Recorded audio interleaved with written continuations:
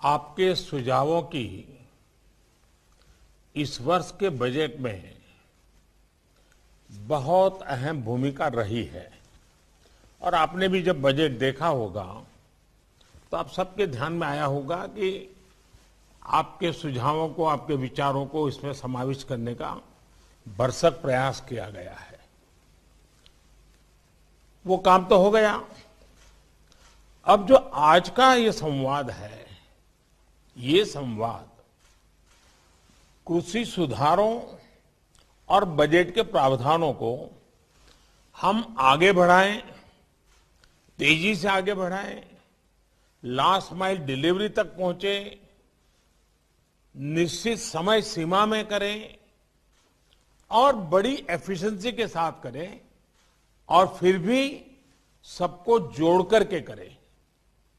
Public private partnership का perfect नमूना, centre और स्टेट का कोऑर्डिनेशन का परफेक्ट नमूना, ऐसा हम आज की चर्चा से निकालना चाहते हैं।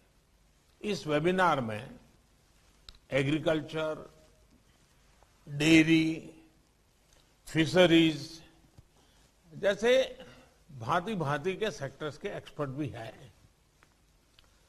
पब्लिक, प्राइवेट और कोऑपरेटिव सेक्टर के साथी भी आज हमें उनके विचारों का भी लाभ मिलने वाला है। और देश के रूरल इकोनॉमी को फंड करने वाले बैंकों के प्रतिनिधि भी हैं। आप सभी आत्मनिर्भर भारत के लिए जरूरी आत्मनिर्भर ग्रामीण अर्थव्यवस्था के महत्वपूर्ण स्टेक होल्डर्स हैं। मैंने कुछ समय पहले संसद में इस बात को विस्तार से रखा था कि कैसे देश के छोटे किसानों को ध्यान में रखते हुए सरकार ने बीते वर्षों में अनेक महत्वपूर्ण निर्णय लिए हैं। इन छोटे किसानों की संख्या 12 करोड़ के करीब है और इनका सशक्तिकरण, इन छोटे किसानों का एम्पावरमेंट ही भारतीय कृषि को अनेक परेशानियों से मुक्ति दिलाने में बहुत मदद करेगा। इतना ही नहीं, ग्रामीण इकोनॉमी का ड्राइविंग फोर्स भी वही बनेगा। मैं अपनी बात आगे बढ़ाने से पहले बजट में कृषि के लिए जो किया गया है उसकी कुछ हाइलाइट्स आपके सामने दोहराना चाहता हूं। मैं जानता हूं आप इन सारी बातों से परिचित हैं। सरकार ने इस बार एग्रीकल्चर क्रेडिट टारगेट को बढ़ाकर 16,50,000 करोड़ रुपया कर दिया है। इसमें भी पशुपालन, डेयरी और फिशरीज सेक्टर को प्राथमिकता दी गई है। रूरल इंफ्रास्ट्रक्चर फंड को भी बढ़ाकर 40,000 करोड़ रुपया कर दिया गया है। माइक्रो इरिगेशन फंड की भी राशि बढ़ाकर 2 गुना कर दी गई है। ऑपरेशन ग्रीन स्कीम का दायरा बढ़ाकर अब 22 पेरिसेबल प्रोडक्ट्स तक का उसको कर दिया गया है। देश की 1000 और मंडियों को ई नाम से जोड़ने का फैसला लिया गया है। इन सारे ही निर्णयों में सरकार की सोच झलकती है, सरकार का इरादा महसूस होता है और साथ साथ सरकार के विजन का पता चलता है। और ये सारी बातें आप सबके साथ चर्चा में से उभरी हुई है, जिसको हमने आगे बढ़ाया है। लगातार बढ़ते हुए कृषि उत्पादन के बीच 21वीं सदी में भारत को पोस्ट हार्वेस्ट क्रांति या फिर फूड प्रोसेसिंग क्रांति और वैल्यू एडिशन की आवश्यकता है। देश के लिए बहुत अच्छा होता अगर ये काम 2-3 दशक पहले ही कर लिया गया होगा। अब हमें जो समय बीत गया है उसकी भरपाई तो करनी ही करनी है। आने वाले दिनों के लिए भी अपनी तैयारी और अपनी तेजी को बढ़ाना है। साथियों, अगर हम अपने डेयरी सेक्टर को ही देखें तो आज वो इतना मजबूत इसलिए है क्योंकि इतने दशकों में उसने प्रोसेसिंग का बहुत विस्तार किया है। आज हमें एग्रीकल्चर के हर सेक्टर में, हर खाद्यान्न, हर सब्जी, फल, फिशरीज, सभी में प्रोसेसिंग पर सबसे ज्यादा फोकस करना है। और प्रोसेसिंग की व्यवस्था उसे सुधारने के लिए जरूरी है किसानों को अपने गांव के पास ही स्टोरेज की आधुनिक सुविधा मिले। खेत से प्रोसेसिंग यूनिट तक पहुंचने की व्यवस्था सुधारनी ही होगी। प्रोसेसिंग यूनिट की hand holding farmer producer organisations मिलकर के करें। और हम सब ये जानते हैं कि फूड प्रोसेसिंग क्रांति के लिए देश के किसानों के साथ ही देश के पब्लिक प्राइवेट कोऑपरेटिव सेक्टर को भी पूरी ताकत से सही दिशा में आगे बढ़ाना होगा। साथियों, आज ये समय की मांग है कि देश के किसान की उपज को बाजार में ज्यादा से ज्यादा विकल्प मिले। सिर्फ रॉ प्रोडक्ट या फिर सिर्फ उपज तक किसानों को सीमित रखने का नुकसान देश देख रहा है। हमें देश के एग्रीकल्चर सेक्टर का प्रोसेस्ड फूड में के वैश्विक मार्केट में विस्तार करना ही होगा। हमें गांव के पास ही एग्रो इंडस्ट्रीज क्लस्टर की संख्या बढ़ानी होगी ताकि गांव के लोगों को गांव में ही खेती से जुड़े रोजगार मिल सके। ऑर्गेनिक क्लस्टर्स, एक्सपोर्ट क्लस्टर्स, इसकी भी इसमें बहुत बड़ी भूमिका होगी। गांव से एग्रो बेस्ड प्रोडक्ट्स शहरों की तरफ जाएं और शहरों से दूसरे इंडस्ट्रियल प्रोडक्ट गांव पहुंचे, ऐसी स्थिति की तरफ हमें बढ़ना होगा।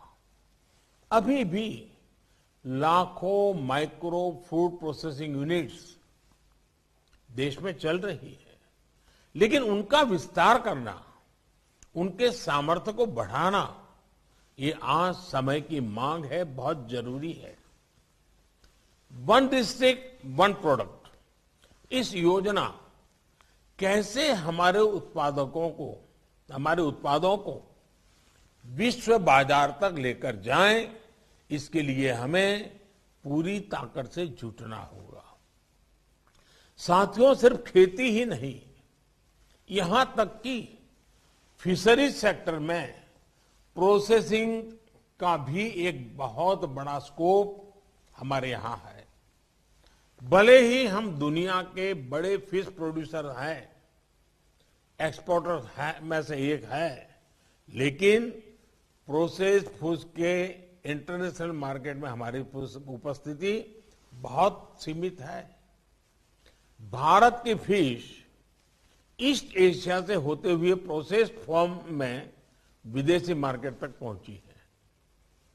ये स्थिति हमें बदलनी होगी। साथियों, इसके लिए जरूरी रिफॉर्म्स के अलावा करीब 11,000 करोड़ रुपए की प्रोडक्शन लिंक इंसेंटिव्स की योजना भी सरकार ने बनाई है, जिसका लाभ इंडस्ट्री उठा सकती है। Ready to eat, ready to cook, फल सब्जियां हो, सी फूड हो, मोजारेला चीज हो, ऐसे अनेक उत्पादों को प्रोत्साहित किया जा रहा है। कोविड के बाद देश और विदेश में ऐसे बेहतरीन प्रोडक्ट्स की डिमांड कितनी बढ़ गई है, ये आप मुझसे बेहतर जानते हैं। साथियों, ऑपरेशन ग्रीन्स योजना के तहत किसान रेल के लिए सभी फलों और सब्जियों के परिवहन पर 50% सब्सिडी दी जा रही है। किसान रेल भी आज देश के कोल्ड स्टोरेज नेटवर्क का सशक्त माध्यम बनी है। ये किसान रेल छोटे किसानों, मछुआरों को बड़े बाजार और ज्यादा डिमांड वाले बाजार से जोड़ने में सफल हो रही है। बीते 6 महीने में ही करीब 250 किसान रेल चलाई जा चुकी हैं और इनके जरिए करीब करीब 1 लाख मैट्रिक टन फल और सब्जियां ट्रांसपोर्ट की जा चुकी है। ये छोटे किसानों के लिए बहुत बड़ा माध्यम तो है ही, कंज्यूमर और इंडस्ट्री को भी इसका लाभ हो रहा है। साथियों, देश भर के जिलों के बीच में वहां पैदा होने वाले फल सब्जियों की प्रोसेसिंग के लिए क्लस्टर्स बनाने पर बल दिया जा रहा है। इसी तरह आत्मनिर्भर अभियान के तहत प्रधानमंत्री सूक्ष्म खाद्य प्रसंस्करण उद्यम उन्नयन स्कीम के तहत लाखों छोटी फूड एंड प्रोसेसिंग यूनिट्स को मदद की जा रही है। इसके लिए जरूरी इंफ्रास्ट्रक्चर से लेकर यूनिट्स लगाने तक आपकी भागीदारी बहुत महत्वपूर्ण है। साथियों, फूड प्रोसेसिंग के साथ साथ हमें इस बात पर भी फोकस करना है कि छोटे से छोटे किसान को भी आधुनिक टेक्नोलॉजी का लाभ कैसे मिल पाए। देश के छोटे किसान ट्रैक्टर, पराली वाली मशीनें या फिर दूसरी मशीनें अफोर्ड नहीं कर सकते। क्या ट्रैक्टर और दूसरी मशीनों को शेयर करने का एक संस्थागत सस्ता और प्रभावी विकल्प किसानों को दिया जा सकता है? आज जब हवाई जहाज तक एयरलाइंस को घंटों के आधार पर किराए पर मिल जाते हैं, तो किसानों के लिए भी ऐसी व्यवस्थाओं का विस्तार देश में किया जा सकता है। किसान की उपज मंडी तक पहुंचने के लिए ट्रक एग्रीगेटर्स का प्रयोग तो इस कोरोना काल में कुछ हद तक किया भी गया था और लोगों को अच्छा लगा था। इसका विस्तार खेत से मंडी या फैक्ट्रियों तक, खेत से किसान रेल तक, ये कैसे हो सके, इस पर हमें काम करना होगा। खेती से जुड़ा एक और अहम पहलू सॉइल टेस्टिंग का है। बीते वर्षों में केंद्र सरकार द्वारा करोड़ों किसानों को सॉइल हेल्थ कार्ड दिए गए हैं। अब हमें देश में सॉइल हेल्थ कार्ड की टेस्टिंग की सुविधा गांव-गांव तक पहुंचानी है। जैसे ब्लड टेस्टिंग की लैब्स होती हैं, पैथोलॉजी लैब होती हैं, उनका एक नेटवर्क होता है, वैसे ही हमें सॉइल टेस्टिंग के लिए भी करना है। और उसमें प्राइवेट पार्टी बहुत बड़ी मात्रा में जुड़ सकती है। और एक बार सॉइल टेस्टिंग का नेटवर्क बन जाए और किसान को सॉइल टेस्टिंग की आदत हो जाए, उसके अपने खेत की जमीन की सेहत कैसी है, उस जमीन के प्रति उसके अंदर जागरूकता आएगी, तो उसके सारे निर्णयों में बहुत बड़ा बदलाव आएगा। देश के किसान को जितना ज्यादा अपनी मिट्टी की सेहत के बारे में पता रहेगा, उतना ही अच्छे तरीके से वो फसल के उत्पादन पर प्रभाव पैदा करेगा। साथियों, एग्रीकल्चर सेक्टर में R&D को लेकर ज्यादातर योगदान पब्लिक सेक्टर का ही है। अब समय आ गया है कि इसमें प्राइवेट सेक्टर की भागीदारी बढ़े। R&D की जब बात आती है तो सिर्फ बीज तक ही सीमित नहीं, बल्कि मैं एक फसल से जुड़े पूरी साइंटिफिक इकोसिस्टम की बात कर रहा हूं। होलिस्टिक अप्रोच चाहिए, पूरा साइकिल होना चाहिए। हमें अब किसानों को ऐसे विकल्प देने हैं जिसमें वो गेहूं चावल उगाने तक ही सीमित न रहे। ऑर्गेनिक फूड से लेकर सलाद से जुड़ी सब्जियों तक ऐसी अनेक फसलें हैं जो हम आजमा सकते हैं। इसी तरह मैं आपको मिलेट्स के नए मार्केट को भी टैप करने का सुझाव दूंगा। मोटे अनाज के लिए भारत की एक बड़ी जमीन बहुत उपयोगी है। ये कम पानी में भी बेहतरीन उपज देते हैं। मिलेट्स की डिमांड पहले ही दुनिया में बहुत अधिक थी। अब कोरोना के बाद तो ये इम्यूनिटी बूस्टर के रूप में बहुत पॉपुलर हो चुका है। इस तरफ किसानों को प्रोत्साहित करना भी फूड इंडस्ट्री के साथियों की बहुत बड़ी जिम्मेदारी है। साथियों, सीवीड और बी वैक्स, आज हनी का हमारे यहां धीरे धीरे फैला हो रहा है और किसान भी हनी बी की दिशा में काम कर रहे हैं। ऐसे में समुद्री तट पर सीवीड और बाकी क्षेत्रों में हनी बी और फिर बी वैक्स, इसके मार्केट को टैप करना भी समय की जरूरत है। सीवीड की फार्मिंग के लिए देश में बहुत संभावना है, क्योंकि एक बहुत बड़ी कोस्टलाइन हमारे पास है। सीवीड से हमारे मछुआरों को आमदनी का एक बड़ा माध्यम मिलेगा। इसी तरह हम शहद के व्यापार में तो बेहतर कर रहे हैं। हमें बी वैक्स के लेकर भी अपनी भागीदारी और बढ़ानी है। इसमें आपका ज्यादा से ज्यादा कंट्रीब्यूशन कैसे हो सकता है, इस पर भी आज जब दिन भर आप चर्चा करेंगे, विचार विमर्श करेंगे, तो जरूर अच्छी अच्छी बातें उभर करके आएगी। जब प्राइवेट सेक्टर की ये भागीदारी बढ़ेगी तो स्वाभाविक रूप से किसान का भरोसा भी बढ़ेगा। हमारे यहां कॉन्ट्रैक्ट फार्मिंग लंबे समय में से किसी न किसी रूप में की जा रही है। हमारी कोशिश ये होनी चाहिए कि कॉन्ट्रैक्ट फार्मिंग सिर्फ एक व्यापार बनकर ना रहे, बल्कि उस जमीन के प्रति हमारी जिम्मेदारी को भी हम निभाएं। हमें किसानों को ऐसी टेक्नोलॉजी, ऐसे बीज उपलब्ध कराने हैं जो जमीन के लिए भी हेल्दी हो और न्यूट्रिशन की मात्रा भी उनमें अधिक हो।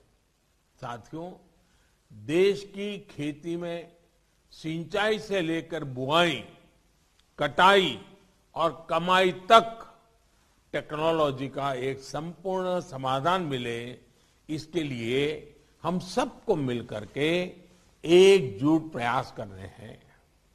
हमें एग्रीकल्चर सेक्टर से जुड़े स्टार्टअप्स को बढ़ावा देना होगा, युवाओं को जोड़ना होगा। कोरोना के समय में हमने देखा है कि कैसे अनेकों स्टार्टअप्स ने फलों और सब्जियों को लोगों के घर तक पहुंचाया है। और ये खुशी की बात है कि ज्यादातर स्टार्टअप्स देश के नौजवानों द्वारा ही शुरू किए गए हैं। हमें इन्हें लगातार प्रोत्साहित करते होगा। ये आप सभी साथियों की सक्रिय भागीदारी के बिना संभव नहीं है। किसानों को ऋण, बीज, खाद और बाजार, ये किसान की प्राथमिक जरूरत तो है ही, जो उसे समय पर चाहिए। बीते वर्षों में किसान क्रेडिट कार्ड का दायरा हमने छोटे से छोटे किसानों तक, पशुपालक और मछुआरों तक उसको बढ़ाया है, उसका विस्तार किया है। हमने अभियान चलाकर पिछले एक साल में 1,80,00,000 से ज्यादा किसानों को किसान क्रेडिट कार्ड दिए हैं। क्रेडिट का प्रावधान भी 6-7 साल पहले की तुलना में 2 गुने से ज्यादा किया गया है। ये क्रेडिट किसानों तक समय पर पहुंचे, ये बहुत जरूरी है। इसी तरह ग्रामीण इंफ्रास्ट्रक्चर की फंडिंग में भी आपकी भूमिका अहम है। 1,00,000 करोड़ रुपए के इंफ्रा फंड का इंप्लीमेंटेशन भी उत्साहवर्धक है। इस कदम से खरीद से लेकर स्टोरेज तक की पूरी चेन के आधुनिकीकरण को प्रोत्साहन मिलेगा। इस बजट में तो देश भर के एपीएमसीज को भी इस फंड का लाभ देने का फैसला किया गया है। देश में जो 10,000 एफपीओज बनाने जा रहे हैं, इससे एक बहुत ही सशक्त कोऑपरेटिव की व्यवस्था बन रही है। साथियों, इन संगठित प्रयासों को हम आगे कैसे बढ़ा सकते हैं, इससे जुड़े आपके सुझाव बहुत अहम है। इस क्षेत्र में आपका एक अनुभव है, आपका एक विजन है। सरकार की सोच, सरकार का विजन, सरकार की व्यवस्था, आपकी शक्ति, ये हमें मिला करके देश के कृषि क्षेत्र में बदलाव लाना है। इस संवाद के दौरान आप जो भी सुझाव भारत की कृषि के लिए, भारत की ग्रामीण अर्थव्यवस्था के लिए आपकी तरफ से जो भी विचार आएंगे, उनसे सरकार को बहुत मदद मिलेगी। आपके क्या प्लान है, सरकार और आप सभी साथ मिलकर कैसे चलेंगे, इस पर आप सभी खुले मन से चर्चा करें। आपके मन में जो विचार है जरूर दीजिए। हाँ, आपको लगता है कि बजट में ऐसा ना होता तो अच्छा होता, ये होता तो अच्छा होता, तो कोई ये आखिरी बजट नहीं है। इसके बाद भी कई बजट हम लेकर के आने ही वाले हैं। आप लोगों ने हमें सेवा करने का मौका दिया है, तो हम करते रहेंगे। इस बार तो जो बजट में आया है, उसको आने वाले एक साल में कैसे लागू करना, जल्दी से जल्दी लागू करना, ज्यादा से ज्यादा लोगों तक लाभ पहुंचाना, इसी पर आज का संवाद फोकस रहेगा, केंद्रित रहेगा। बहुत लाभ होगा। मैं चाहता हूं कि आपकी एक खुले मन की चर्चा हमारे खेतों को, हमारे किसान को, हमारे एग्रीकल्चर सेक्टर को, हमारे ब्लू इकोनॉमी के क्षेत्र को, हमारी व्हाइट रिवॉल्यूशन के क्षेत्र को बहुत बड़ी ताकत देगी। फिर एक बार मैं आपका बहुत बहुत आभार व्यक्त करता हूं। धन्यवाद।